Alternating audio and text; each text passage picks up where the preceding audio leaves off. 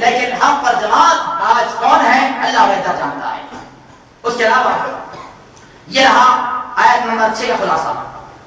اب آگے چلیے آیت نمبر 9 اللہ فرماتا ہے وَإِن طَائِفَتَانِ مِنَ الْمُؤْمِنِينَ اقْتَتَلُوا فَأَصْلِحُوا بَيْنَهُمَا، اگر دو ایمان والوں کی جماعتیں، دو گروہ جو ایمان والے ہیں، جو مسلمان ہیں، دو جماعتیں ہیں، آپس میں اختلاف پیدا ہو گیا کسی معاملے کے اندر، تو کیا کیا جائے؟ آپس میں اختلاف ہو گیا کیا کرنا چاہیے؟ فَأَصْلِحُوا بَيْنَهُمَا، ان دونوں میں صلح کراؤ۔ اور اختلاف کیوں ہوتا ہے؟ اور یہاں اللہ نے ایک بات خاص بیان کی ہے، اگر یہاں بات ہوتی مسلمانوں کی تو اللہ یہ بات بیان نہ کرتا، یہاں پر بات ہے ایمان والوں کی، اور ایمان والا کہا جاتا ہے اس آدمی کو جو آدمی اللہ کی بات آنے پر، نبی کی بات آنے پر اپنی باتوں کو ختم کر دیتا ہے اور اپنی بات سے دستبردار ہو جاتا ہے۔ تو اللہ نے کہا کہ جب دو جماعتوں کے اندر، اور وہ دو جماعتیں مسلمانوں کے ہونا چاہیے، ایمان والے ہونا چاہیے، اگر دونوں میں کسی معاملے کے اندر اختلاف ہو جاتا ہے تو اس میں صلح کراؤ اور اختلاف ختم کراؤ۔ اور اختلاف کب ہوتا ہے؟ اختلاف دنیاوی ہو تو الگ مسئلہ ہے، اکثر اختلاف ہوتا ہے دین کے بارے میں، اور اس کا طریقہ کیا ہے؟ اختلاف ہو جائے دین کے بارے میں، حل کیا ہے اس کا؟ کتاب اللہ اور نبی کا فرمان، رب کا فرمان، نبی کا فرمان، یہ دو چیزیں حل ہیں اسلام کو سمجھنے کے لیے، حق پر آنے کے لیے۔ اس کے علاوہ تیسری کوئی چیز جو ہے حق پر نہ لا سکتی ہے اور نہ اس سے بندہ کامیاب ہو سکتا ہے۔ رب کے فرمان کو مانے گا، نبی کی بات کو مانے گا، اللہ کی بات میں کامیاب ہوگا، اور دنیا میں اللہ کا بندہ ایمان والا رہے گا۔ تو اللہ نے کہا کہ جب کبھی جو ہے دو ایمان والی جماعت کے اندر اختلاف پیدا ہو جائے تو ان میں صلح کراؤ اور ان کے اندر جو ہے آپس میں محبت کو پیدا کراؤ۔ اس کے بعد اب آئیے، اب یہ یہاں تک جو ہے سورہ حجرات کا ایک حصہ تھا، اب یہاں سے دوسرا حصہ شروع ہوتا ہے۔ اب اس دوسرے حصے کے اندر پتہ نہیں کتنے نوجوانوں کو، کتنے بزرگوں کو، کتنے خواتین کو بات چبھے گی، تکلیف محسوس ہوگی، برا لگے گا، مجھے گالیاں دیں گے، بددعائیں دیں گے، مجھے اس کی کوئی پرواہ نہیں ہے۔ یہ حصہ، یہ سورہ حجرات کا دوسرا حصہ جو ہے بہت اہمیت کا حامل ہے۔ دوسرا حصہ شروع ہوتا ہے آیت نمبر 11 سے، اللہ نے فرمایا اے ایمان والو لا یسخر قوم من قوم عسى ان يكونوا خيرا منهم، اے ایمان والو تمہاری جماعت کے اندر، تمہارے گروہ کے اندر اگر کوئی قوم ہے جو تمہارے حساب سے کم تر ہے، کم درجے کی ہے، اس کا مقام کم ہے، اس کے پاس دولت کم ہے، غریب ہے، تو کوئی جماعت کی جماعت کا مذاق نہ اڑائے، کوئی آدمی کسی کا آدمی مذاق نہ اڑائے اور کوئی اور کسی اور کا مذاق نہ اڑائے۔ آج اللہ نے فرمایا عسى ان يكونوا خيرا منهم، ہو سکتا ہے جس کا مذاق اڑایا جا رہا ہو وہ آج اللہ کی بارگاہ میں بہت ہی بلند ہو اور بہت اعلیٰ اس کا مقام ہو، اور کوئی عورت کسی کا مذاق نہ اڑائے، ہو سکتا ہے کہ اس وہ عورت جس کا مذاق اڑایا جا رہا ہو وہ اللہ کی بارگاہ میں متقیہ ہو اور پرہیزگار ہو۔ اور آج ہوتا ہے نہیں ہوتا ہے، ایسے بے شمار واقعات ہیں، ایسے بے شمار حادثے ہوتے ہیں کہ ہم آپس میں مذاق اڑاتے ہیں کہ فلاں غریب ہے، فلاں معذور ہے، فلاں ایسا ہے، فلاں ایسا ہے۔ تو اللہ نے کہا کسی مسلمان کا مذاق نہ اڑاؤ، مسلمان ہے، ایمان والا ہے، نمازیں پڑھتا ہے، روزہ رکھنے والا ہے، تمہارا دین بھائی ہے، اس کا مذاق نہ اڑاؤ۔ آگے اللہ فرماتا ہے کہ وَلَا تَلْمِزُوا أَنفُسَكُمْ، مذاق بھی نہ اڑاؤ اور آپس میں الزام تراشی بھی نہ کیا کرو کہ فلاں فلاں نے الزام لگا دیا، فلاں ایسا آدمی ہے، فلاں ایسا آدمی ہے، کسی میں الزام تراشی نہ کیا کرو، اور بہتان لگانا، الزام تراشی کرنا یہ بہت ہی بری بات ہے۔ آگے اللہ فرماتا ہے وَلَا تَنَابَزُوا بِالْأَلْقَابِ، اور کسی شخص کو برے القاب سے مت پکارو۔ اور آج یہ ساری باتیں ہمارے معاشرے کے اندر ہوتی ہیں، ہم مذاق اڑاتے ہیں، ہم برے القاب سے پکارتے بھی ہیں اور ہم الزام بھی لگاتے ہیں۔ برے القاب سے مراد کیا ہے؟ ایسے القاب اس کے اندر اور دنیا کے اندر کوئی ایسا نہیں ہے جس میں کوئی کمی موجود نہ ہو، ہر شخص کے اندر کوئی نہ کوئی کمی موجود ہے۔ اگر کوئی کالا ہے تو کوئی گورا ہے، اگر کوئی گورا ہے تو کوئی سولا ہے، پھر گورے کے اندر جو ہے لال قسم کا ہے، پیلے قسم کا ہے، الگ مٹی کا بنا ہوا ہے۔ بہرحال ہر آدمی کے اندر کوئی نہ کوئی کمی موجود ہے اور ہر انسان میں کوئی نہ کوئی عیب موجود ضرور ہے، اور بے عیب ذات اگر کسی کی ہے تو وہ اللہ کی ذات ہے۔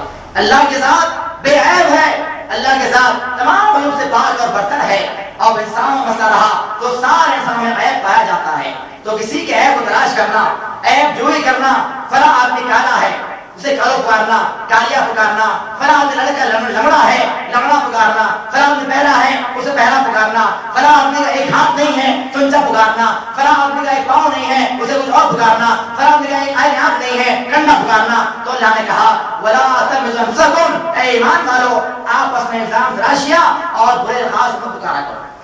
آگے اللہ فرماتا ہے کہ یہ ایمان کے بعد بہت ہی برے نام ہے. کیا کیا؟ مسخرہ پن کرنا، مذاق اڑانا، دوسرا الزام تراشی کرنا، اور تیسرا عیب جوئی کرنا. یہ تین جو کام ہے ایمان کے بعد برے کام ہیں. اس کے بعد آگے چلیے سورہ حجرات آیت نمبر 12 میں اللہ فرماتا ہے کہ اے ایمان والو اجتنبوا کثیرا من الظن ان بعض الظن اثم. اے ایمان والو بدگمانی سے بچو، بدگمانی کرنے سے، شک کرنے سے بچا کرو. اور آج ہم مسلمان نوجوان ہو، مسلمان مرد ہو، مسلمان عورتیں ہو، شک کے اندر بہت زیادہ مبتلا ہے. بھائی بھائی پہ شک کرتا ہے، بہن بھائی پہ شک کرتی ہے، بیوی شوہر پر، شوہر بیوی پر، ماں بیٹے پر، بیٹی ماں پر شک کرتی ہے. شک کرنا اللہ نے فرمایا اے ایمان والو شک کرنے سے اور بدگمانی سے بچا کرو، کیونکہ اللہ نے کہا بعض بدگمانیاں، بعض شک کی باتیں انسان کے لیے گناہ ثابت ہو جاتی ہیں. انسان سمجھتا نہیں ہے شک کسے کہا جاتا ہے، شک کس کو بولتے ہیں، شک کی تعریف کیا ہے؟ عام الفاظ میں ہاں کسی بھائی کے بارے میں، کسی بہن کے بارے میں، کسی بیٹی کے بارے میں، شوہر کے بارے میں، بیوی کے بارے میں ایسا گمان رکھنا کہ یہ فلاں کام کرنے والا ہے. اگر بیوی ہے تو شوہر گمان کرتی ہے کہ میرا شوہر جو ہے میرے علاوہ کسی اور کے پاس بھی جاتا ہے. اگر شوہر ہے تو بیوی گمان کرتا ہے کہ میری بیوی جو ہے میرے علاوہ کسی اور تعلق استوار کرتی ہے. اگر بھائی ہے تو بھائی سے خلاف میں شک کرتا ہے کہ میرا بھائی جو ہے میرے دوستوں کا برائے بیان کر رہا ہوں گا شاید. اگر بہن ہے تو بہن کے خلاف شک کرتی ہے کہ میری بہن شاید اپنے سے میری برائے بیان کر رہی ہوگی. تو یہ شاید اور شک کی باتیں اختیار کرنا اللہ نے کہا اس سے بچا کرو. بعض شک اور بعض بدگمانیاں گناہ پر پہنچ جاتی ہے اور انسان کو اس کا احساس بھی نہیں ہوتا. اس کے علاوہ آگے اللہ فرماتا ہے ولا تجسسوا، جاسوسی مت کیا کرو. اور آج ہم یہ کام کرتے ہیں، یہ ساری باتیں، یہ سارے مسائل ہمارے پاس موجود ہیں. ہم شک بھی کرتے ہیں، بدگمانیاں کرتے ہیں. ایک آدمی نکل رہا ہے ٹاکیز سے، اب بس اس نے دیکھ لیا، کسی نے دیکھ لیا کہ فلاں گزر رہا ہے، اب اس کے بارے میں گمان ہم کر لیتے ہیں، شک کر لیتے ہیں کہ فلاں آدمی اتنا نیک تھا، نماز پڑھنے والا ہے، لوگوں کو بیان دینے والا ہے، اور ٹاکیز میں ایسا آ رہا ہے، فلم دیکھ کے آ رہا ہے. آپ کیا کہتے ہیں فلم دیکھ کے وہ ضرور آیا ہوگا؟ کیا آپ نے تحقیق کی ہے؟ کیا آپ نے دیکھا اپنی آنکھوں سے؟ اس نے فلم دیکھا ہے، وہ راستہ ہوگا وہاں سے گزر رہا ہوگا، آپ شک کر لیا، گمان کر لیا کہ فلاں آدمی نے برا کام کر لیا ہے. اب ایک آدمی جو ہے کسی اور سے بات کر رہا ہے، آدمی نیک ہے، اللہ والا ہے، عورت سے بات کر رہا ہے. اب آپ یہ نہیں سوچتے کہ وہ عورت سے بات کر رہا ہے اس کی بہن ہوگی، اس کی ماں ہوگی، اس کی بیٹی ہوگی، پھوپھی ہوگی، چاچی ہوگی، خالہ ہوگی، کوئی ہو سکتی ہے. نہیں، بس آپ نے دیکھ لیا فلاں آدمی بات کر رہا ہے عورت سے. اب سارے معاشرے میں جو ہے یہ بات عام ہو جاتی ہے کہ فلاں آدمی بڑی بڑی باتیں کرنے والا ہے اور عورتوں سے بات کرتا ہے. تو بدگمانیاں کرنا، شک کرنا بہت ہی بری بات ہے اور بہت ہی خطرناک بات ہے. اس کے علاوہ اللہ فرماتا ہے کہ ولا یغتب بعضکم بعضا، اور آپس میں غیبت نہ کیا کرو. غیبت کسے کہتے ہیں؟ تعریف غیبت کیا ہے؟ کوئی جانتے ہیں؟ غیبت کی تعریف کیا ہے؟ کسی کے غیر موجودگی میں برائی کرنا. کیسی برائی؟ اس میں ہے یا نہیں ہے؟ غیبت کے بارے میں حدیث میں آتا ہے کہ ایک صحابی نے سوال کیا یا رسول اللہ اگر میں اس کے بارے میں وہ باتیں کہوں اپنے اس کے پیچھے پیٹ پیچھے جو اسے موجود ہو تو کیا یہ غیبت ہے؟ تو نبی نے کہا غیبت اسے کہا جاتا ہے اس کے اندر وہ چیز موجود ہے، اسے غیبت کہا جاتا ہے. اور غیبت کہتے ہیں اس بات کو کہ ایک بھائی ہے، اس کی کوئی برائی آپ نے دیکھی ہوگی، اب اس کے پیٹ کے پیچھے آپ اس کی برائی بیان کر رہے ہیں، غیبت کر رہے ہیں. اگر اس کو بات معلوم ہو جائے تو اس کو کوئی تکلیف محسوس ہوگی، اس کا نام غیبت ہے. اور آپ نے فرمایا اس میں موجود ہے تو اسے غیبت کہا جاتا ہے، اور موجود نہ ہو تو وہ الزام بہتان تراشی ہے. تو اللہ نے فرمایا کہ کسی غیبت نہ کیا کرو. غیبت گناہ کیا ہے اللہ نے واضح کر دیا اور کہا کیا تم میں سے کوئی آدمی یہ بات پسند کرتا ہے کہ اپنے مردار بھائی گوشت کھائے؟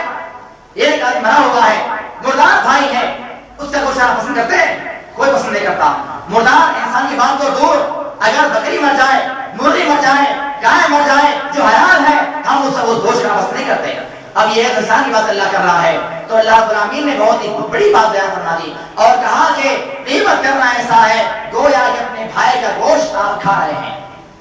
آج اللہ فرماتا ہے واتقوا اللہ، ڈرتے رہو اللہ تعالیٰ کی ذات سے، اللہ تواب رحیم، اللہ تعالیٰ دعا قبول کرنے والا اور رحم کرنے والا ہے. یہاں پہ اللہ نے بات سے بیان فرمائی اور واضح کر دیا اگر آپ نے غیبت کی ہوگی، آپ نے شک کیا ہوگا، بدگمانی کی ہوگی، الزام تراشی کی ہوگی، جاسوسی کی ہوگی، برے لفظ اتارا ہوگا، وطن مانا ہوگا، ایب چوری آپ نے کی ہوگی تو اللہ کی بارگاہ میں آؤ اور توبہ کرو. اللہ توبہ قبول کرنے والا اور رحم کرنے والا ہے. اس کے بعد وقت کا بیت چکا ہے، انشاءاللہ آخری آیت ہے سورہ حجرات آیت نمبر 13. اللہ فرماتا ہے کہ اے انسانوں، اب یہاں پر بات نوٹ کرنے کی ہے. اب تک اللہ نے خطاب کیا کس سے؟ مومنوں سے. جب نبی کی بات آئی تو اللہ نے کہا کہ ایمان والو نبی کی بات اپنی بات بیان مت کرو. جب نبی کی بات آئی تو اللہ نے کہا کہ ایمان والے نبی کی بات، نبی سے جو ہے اپنی اس طرح بات مت کرو جس طرح آپ بات کیا کرتے ہو. جب بات آئی صلح کرانے کی تو اللہ نے کہا کہ ایمان والو صلح کرایا کرو. جب بات آئی جاسوسی کی تو اللہ نے خطاب کرتے فرمایا اے ایمان والو جاسوسی مت کرو، غیبت نہ کرو، الزام مت باندھو. تو یہ ساری باتیں اللہ نے ان سے خطاب کیا جو ایمان والے ہیں اور جو مومن ہیں. اب یہاں پر بات آ رہی ہے بہت ہی بنیادی بات ہے اور یہ بات سننے سے پہلے ذہنوں کے اندر جن کے یہ بات موجود ہے ہم حنفی ہیں ہم کامیاب ہو جائیں گے، ہم بریلوی ہیں ہم اللہ کے پاس کامیاب ہو جائیں گے، جنتی ہو جائیں گے، ہم حدیث ہیں ہمارا مقام اللہ کے پاس بلند ہے، ہم ہمارے سارے سے تعلق ہے، ہم اللہ کے پاس کامیاب ہو جائیں گے. جن کے ذہنوں میں یہ بات موجود ہے وہ ذہنوں کو صاف کر لیں. یہ بات سننے سے پہلے اللہ فرماتا ہے یا ایھا الناس، اے لوگوں. اب یہاں اللہ نے نہ مسلمانوں سے خطاب کیا، نہ ایمان والوں سے خطاب کیا، نہ مسعود لوگوں سے خطاب کیا.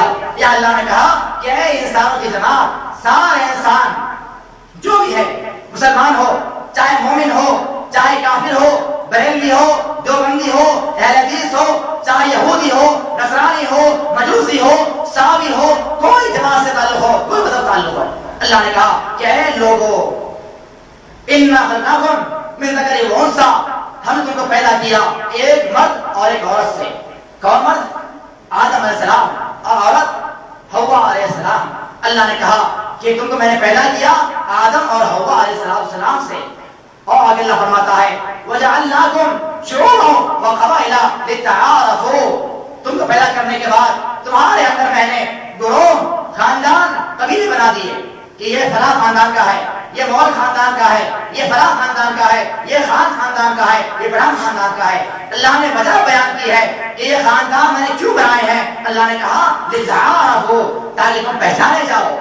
بس اس سے علاوہ کوئی بات بڑھ کے نہیں ہے. پہچان کی خاطر کہ یہ لوگ سمجھ جائیں کہ یہ خاندان اس کا فرحان خاندان کا ہے، یہ آدمی خاندان مغل خاندان کا ہے، یہ آدمی خاندان وہ خاندان کا ہے. تو اللہ نے کہا قبیلے، خاندان اس لیے بنائے گئے لتعارفوا، تاکہ آپس میں پہچانے جا سکو. آگے اللہ فرماتا ہے ان اکرمکم عند اللہ اتقاکم. یہ بہت بنیادی بات ہے، ورنہ اللہ کے پاس کامیابی کے لیے جو چیز مقصود ہے وہ تمہارا تقویٰ ہے. اکرمکم عند اللہ اتقاکم، اللہ کے پاس بلندی کے لیے، اللہ کے پاس کامیابی کے لیے، رب کی بارگاہ میں نجات پانے کے لیے جو چیز مقصود ہے وہ تمہارا تقویٰ